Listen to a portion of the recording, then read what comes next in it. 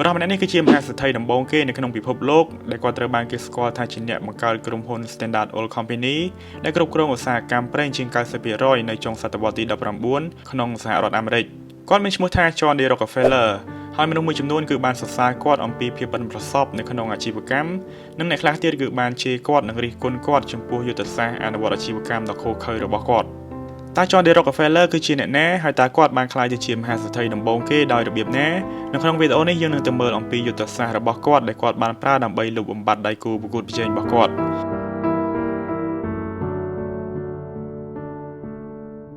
John D. Rockefeller ត្រូវបានគេចាត់ទុកថាគឺជាមហាសេដ្ឋីពាន់លានដំបូងគេនៅក្នុងពិភពលោកដែលគាត់មានទ្រព្យសម្បត្តិនិងមានឥទ្ធិពលជាងគេនៅសហរដ្ឋអាមេរិកក្នុងកំឡុងសតវត្សទី 19 ដោយទ្រព្យសម្បត្តិរបស់គាត់បើគិតនៅក្នុងពេលបច្ចុប្បន្ននេះគឺមានតម្លៃប្រហែល $400,000 លានគាត់កើតនៅក្នុងគ្រួសារតូចមួយនៅថ្ងៃទី 8 ខែកក្កដាឆ្នាំ 1839 នៅ Rayford ក្នុងទីក្រុង New York ដែលឪពុករបស់គាត់មានឈ្មោះថា William Rockefeller ហើយម្ដាយរបស់គាត់មានឈ្មោះថា Eliza Davison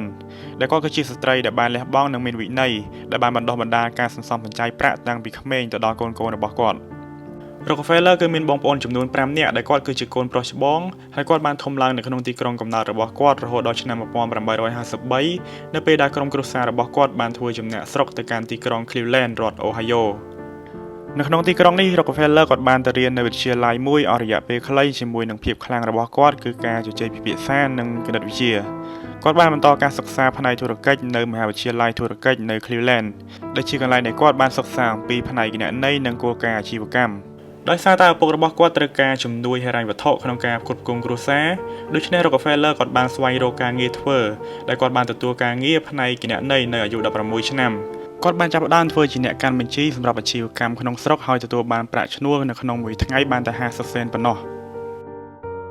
នៅក្នុងវ័យជាយុវជន Rockefeller គាត់បានប្រកាសអំពីគោលដៅរបស់គាត់ពីរគឺទី1គាត់នឹងរកលុយឲ្យបាន$100,000ដែលស្មើនឹង$3 លាននៅក្នុងពេលបច្ចុប្បន្នហើយទី2គឺគាត់នឹងរស់នៅរហូតដល់អាយុ100 ឆ្នាំនៅអាយុ20 ឆ្នាំនៅពេលដែល Rockefeller ធ្វើជាអ្នកកាន់បញ្ជីគាត់បានរៀនអំពីគោលការណ៍អាជីវកម្មជាច្រើនដែលក្រោយមកគឺវាអាចជួយគាត់ឲ្យដំណើរការអាជីវកម្មផ្ទាល់ខ្លួនរបស់គាត់ហើយគាត់អាចមានលុយគ្រប់គ្រាន់សម្រាប់គ្រប់គ្រងគ្រួសារនិងអាចសន្សំបានខ្លះផងដែរនៅឆ្នាំ 1859 Rockefeller បានសហការជាមួយមិត្តភ័ក្តិរបស់គាត់ Marie Clark ពួកគេបានរៃអង្គាសប្រាក់បាន$4,000ធ្វើជាដើមទុនដើម្បីចាប់ផ្ដើមអាជីវកម្មមួយពួកគេបានទិញលក់និងដឹកជញ្ជូនទំនិញដូចជាគ្រាប់ធញ្ញជាតិនិងសាច់ដោយទទួលបានប្រាក់ចំណេញតិចតួចដែរទោះយ៉ាងណាក៏ដោយ Rockefeller បានឃើញសក្តានុពលកាន់តែច្រើននៅក្នុងឧស្សាហកម្មប្រេងដែលកំពុងតែរីកចម្រើនគាត់បានចាក់ចែងពីមុខរបរនេះដើម្បីបង្កើតភាពជាដៃគូអាជីវកម្មជាមួយនឹងក្រុមហ៊ុនខួងប្រេងដោយសារតែក្រុមហ៊ុនភាគច្រើននៅពេលនោះសុទ្ធតែជាក្រុមហ៊ុនខួងប្រេងដូច្នេះ Rockefeller គាត់បានរកនឹកនៅវិធីសាស្ត្រមួយគាត់បានជួលអ្នកគីមីវិទូ Samuel Andrew មកពីប្រទេសអង់គ្លេសឲ្យច្នៃប្រេងឆៅទៅជាប្រេងឥន្ធនៈនិងបានបង្កើតនៅវិធីដែលអាចបំលែងកាកសំណល់ប្រេងទៅជាសារធាតុដែលអាចប្រើប្រាស់បានក្នុងឆ្នាំ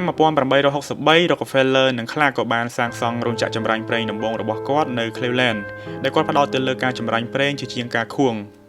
នៅពេលនោះប្រេងកាតបានក្លាយទៅជារបស់ដែលគេប្រើនៅក្នុងចង្កៀងយ៉ាងពេញនិយមនិងបានក្លាយទៅជាវត្ថុដ៏សំខាន់សម្រាប់សេដ្ឋកិច្ចដោយសារតែប្រេងត្រីបាឡែនដែលគេប្រើរាល់ដងគឺវាមានតម្លៃថ្លៃខ្លាំងពេកចំណែកឯប្រេងកាតគឺជាជម្រើសដ៏ថោកជាងនិងប្រើទៅវាបានល្អជាងនៅឆ្នាំ 1870 Rockefeller និងដៃគូរបស់គាត់បានបង្កើតក្រុមហ៊ុន Standard Oil Company នៅក្នុងរដ្ឋ Ohio ដែលមានដើមទុនចំនួន$1 លានក្រុមហ៊ុនបានពង្រីកយ៉ាងឆាប់រហ័សនិងមានដៃគូប្រកួតប្រជែងជាច្រើនហើយ Rockefeller ក៏បានយល់ច្បាស់អំពីវិធីសាស្ត្រគ្រប់គ្រងហានិភ័យនេះផងដែរគាត់បានមើលឃើញថាការប្រកួតប្រជែងនៅក្នុងឧស្សាហកម្មប្រេងនេះដែលវាអាចមានឥទ្ធិពលបំផ្លិចបំផ្លាញប្រសិនបើដៃគូប្រកួតប្រជែងរបស់គាត់ខ្លាំងជាងគាត់ដូច្នេះគាត់ក៏បានប្រើវិធីសាស្ត្រនៃការលុបបំបាត់ដៃគូប្រកួតប្រជែងរបស់គាត់ដែលបានប្រើប្រាស់លុយអំពីការចំណេញយ៉ាងច្រើនទៅទិញក្រុមហ៊ុនដែលជាដៃគូប្រកួតប្រជែងដោយបានចាប់ផ្ដើមនៅក្នុងរយៈពេលតែ6 សប្តាហ៍ប៉ុណ្ណោះនៅក្នុងឆ្នាំ 1872 ដែលគេបានស្គាល់វាថាជាការសម្លាប់រង្គាលនៅ Cleveland នៅពេលនោះគាត់បានទិញក្រុមហ៊ុនចំនួន22នៅក្នុងចំណោម26ក្រុមហ៊ុននៅក្នុងតម្លៃទាបបំផុត Rockefeller ព្រមទាំងបានសូកប៉ាន់សមាជិកសភាហើយគាត់ក៏បានទិញឧបករណ៍ចម្រាញ់ប្រេងទាំងអស់ដើម្បីបង្អត់ដៃគូប្រកួតប្រជែងរបស់គាត់បានទិញអាជីវកម្មផ្គត់ផ្គង់ឧបករណ៍ដោយខ្លួនឯងបន្ទាប់មកគាត់បានបដិសេធមិនលក់គ្រឿងឧបករណ៍ទាំងនោះទៅឲ្យដៃគូប្រកួតប្រជែងរបស់គាត់បន្ថែមពីលើការរក្សាទុនបម្រុងសាច់ប្រាក់ដ៏ធំរបស់គាត់ Rockefeller បានធ្វើកិច្ចព្រមព្រៀងសម្ងាត់ជាមួយនឹងផ្លូវដែកសំខាន់ៗមួយចំនួនដែលបានបម្រើទៅដល់ Standard Oil របស់គាត់ ហើយគាត់បានយល់ព្រមបែងចែកការដឹកជញ្ជូនប្រេងរបស់គាត់ក្នុងចំណោមផ្លូវដែកទាំងនោះហើយបានគិតថ្លៃហួសហេតុទៅលើដៃគូប្រកួតប្រជែងរបស់គាត់រហូតដល់ដៃគូប្រកួតប្រជែងរបស់គាត់បង្ខំចិត្តចេញពីអាជីវកម្ម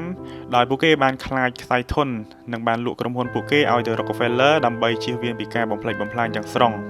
យុទ្ធសាស្ត្រទាំងនេះបានធ្វើឲ្យ Standard Oil Company ក្លាយទៅជាបងធំនៅក្នុងឧស្សាហកម្មប្រេងដោយគ្រប់គ្រងប្រេងជាង 90% នៃសមត្ថភាពចម្រាញ់ប្រេងរបស់សហរដ្ឋអាមេរិកនៅចុងទសវត្សរ៍ឆ្នាំ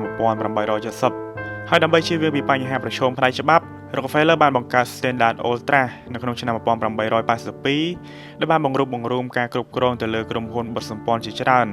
នៅក្រោមក្រុមប្រឹក្សាភិបាលតែមួយដែល Rockefeller គឺជាក្បាលម៉ាស៊ីនហើយ Rockefeller បានបែងចែកភាគហ៊ុននិងប្រាក់ចំណេញជាមួយពួកគេវិញដែលនេះបានអនុញ្ញាតឲ្យគាត់បានបង្រួបបង្រួមអំណាចដោយស្របច្បាប់ខណៈពេលដែលយុទ្ធសាស្ត្រទាំងនេះបានកសាងអាណាចក្រអាជីវកម្មរបស់គាត់យ៉ាងធំសម្បើមមិនធ្លាប់មានពីមុនមក Rockefeller ត្រូវបានគេសរសើរថាជាមូលធននិយមដែលមានចក្ខុវិស័យវែងឆ្ងាយ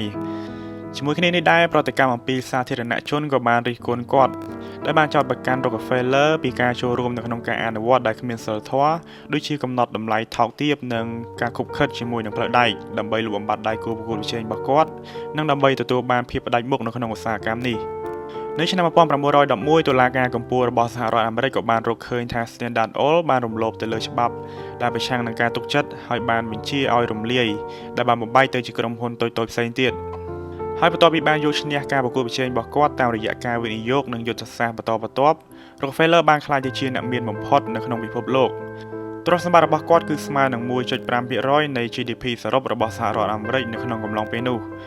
បន្ទាប់ពីចូលនិវត្តន៍អំពីឧស្សាហកម្មប្រេង Rockefeller បានបង្វែរការយកចិត្តទុកដាក់របស់គាត់ទៅលើសប្បុរសធម៌គាត់បានបង្កើតមូលនិធិ Rockefeller នៅក្នុងឆ្នាំ 1913 និងសាកលវិទ្យាល័យ Rockefeller រហូតមកដល់ពេលសប្តាហ៍ថ្ងៃនេះហើយនៅពេលដែលអាណាចក្រអាជីវកម្មរបស់គាត់បានបែកបាក់គាត់ក៏បានទទួលភាគហ៊ុនមួយចំនួននៅក្នុងក្រុមហ៊ុនផ្សេងទៀតដែរគាត់ក៏កាន់តែមានទៅហើយនៅពេលដែលតម្លៃភាគហ៊ុនរបស់គាត់កាន់តែកើនឡើងទៅនៅលើទីផ្សារភាគហ៊ុន Rockefeller បានទទួលមរណភាពនៅថ្ងៃទី23 ខែឧសភាឆ្នាំ 1937 នៅក្នុងអាយុ 97 ឆ្នាំក្នុងកំឡុងពេលនៅមានជីវិត Rockefeller គាត់បានប្រមូលប្រាក់រហូតដល់ 1.4 ពាន់លានដុល្លារដែលទ្រព្យសម្បត្តិភាគច្រើនគឺបានមកពីក្រុមហ៊ុនប្រេងផ្ទាល់ខ្លួននិងមួយចំនួនទៀតបានមកពីការវិនិយោគនិងការទិញមាសទុកនៅក្នុងលក្ខខណ្ឌដែលបានកែតម្រូវអតិផរណាទឹកប្រាក់របស់ Rockefeller ដែលមានចំនួន 1.4 ពាន់លានដុល្លារដែលយើងគិតនៅក្នុងពេលបច្ចុប្បន្ននេះគឺមានរហូតដល់ 400 ពាន់លានដុល្លារនៅក្នុងពេលបច្ចុប្បន្ននេះការមានលុយចំនួន 1000 លានដុល្លារជាងគឺវាមិនគួរឲ្យអស្ចារ្យទេសម្រាប់មហាសេដ្ឋីផ្សេងទៀតបើយើងប្រៀបធៀបជាមួយនឹងទ្រព្យសម្បត្តិមហាសេដ្ឋីដូចជា Elon Musk និង Bill Gates ប៉ុន្តែបើយើងគិតអំពីអតិផរណានៅកាលពីជំនាន់នោះគឺវាពិតជាអស្ចារ្យខ្លាំងណាស់នៅក្នុងវីដេអូក្រោយខ្ញុំនឹងនិយាយអំពីគោលការណ៍ដែលគាត់បានប្រើនៅក្នុងជីវិតរបស់គាត់ដែលនាំឲ្យគាត់បានក្លាយទៅជាមហាសេដ្ឋីពាន់លានដំបូងគេបែបនេះ